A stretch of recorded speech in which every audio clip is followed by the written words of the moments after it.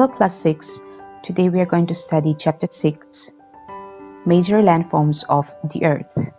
A landform is the natural feature of rocked, raised land or depressed land like the mountains, hills, valleys, plateaus, etc. These landforms are made by two processes. Number 1. Internal process. Internal process operates inside the earth. It leads to the upliftment and sinking of the Earth's surface at several places. Number 2. External process. External process operates on the surface of the Earth. It is a continuous wearing down and rebuilding of the Earth's surface.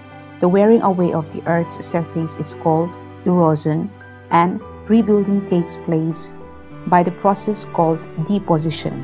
These two processes are carried out by running water, ice, and wind.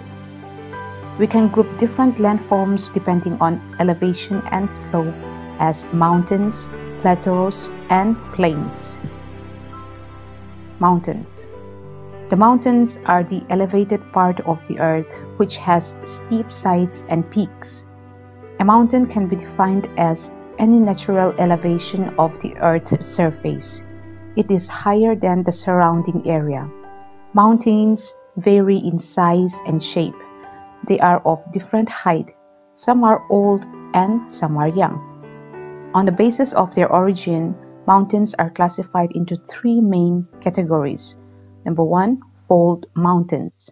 These mountains are formed by the horizontal forces of compression.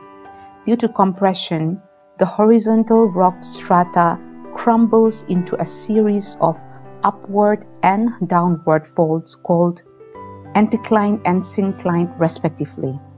As most of these mountains are formed in the recent period of geological history, they are also called young fold mountains. The Himalayan mountains and the Alps are some examples.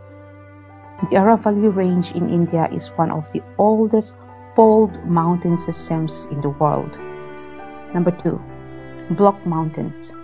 Block mountains are created when large areas are widely cracked or broken up by force and displaced vertically. The uplift blocks are termed as horst and the lowered blocks are termed graben. This form of landform can be seen in the Rhine Valley and the Vosges Mountain in Europe. Volcanic mountains. Number 3. Whenever there is an eruption of volcano, the lava comes out and separates around the volcanic pipe. With the passage of time, the lava solidifies and it gives rise to volcanic mountains. Mount Kilimanjaro in Africa and Mount Fujiyama in Japan are examples of such mountains. Mountains are very useful. They are a storehouse of water. Many rivers have their source in the glaciers in the mountains. Glaciers are the river of ice and snow which are the source of water for a large number of major rivers of the world. Water from the mountains is also used for irrigation and generation of hydroelectricity. Mountains have a rich variety of flora and fauna. Various animals, birds, and different types of plants find their habitat in mountains. Mountains are ideal locations for tourists also. Tourists visit mountains for their scenic beauty as well as popular sports like paragliding, hang gliding, river rafting, and skiing. Plateaus. A plateau is an uplifted landmark with steep sides and relatively flat surface. It rises abruptly from adjoining areas. The most well-known plateaus of the world are comparatively old, though some are new. The height of the plateaus varies from a few hundred meters to several thousand meters. The Deccan Plateau in India is one of the oldest plateaus. Tibet Plateau is the highest plateau in the world.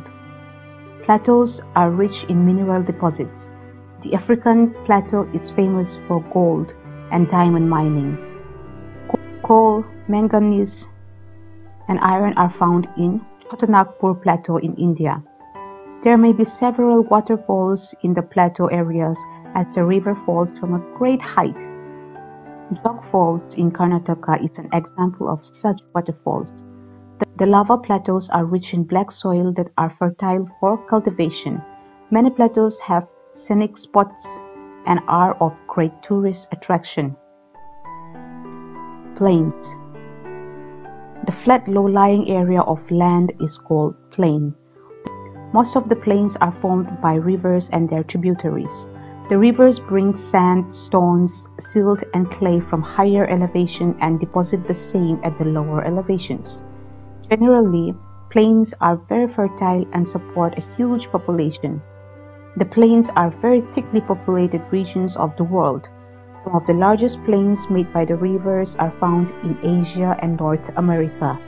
High concentration of people in plains is due to the availability of land for building houses as well as fertile area for cultivation of crops. Landforms and the people.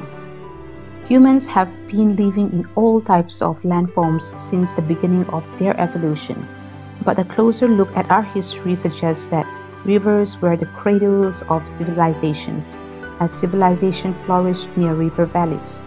Life is difficult in mountainous areas. It is easier to grow crops, build houses and roads, factories and transport network in plain than on a mountain. However, people also live in plateaus, forest areas, areas of volcanic eruptions, and earthquakes-prone areas. In such areas, natural calamities cause great destructions and damages to the life and property of the people. It is important to be vigilant of our environment and to understand the impact of changing climate. We should make sincere efforts to keep the environment clean and cut down the use of resources. We should avoid the use of such important gifts of nature in a careless manner. That's all for today.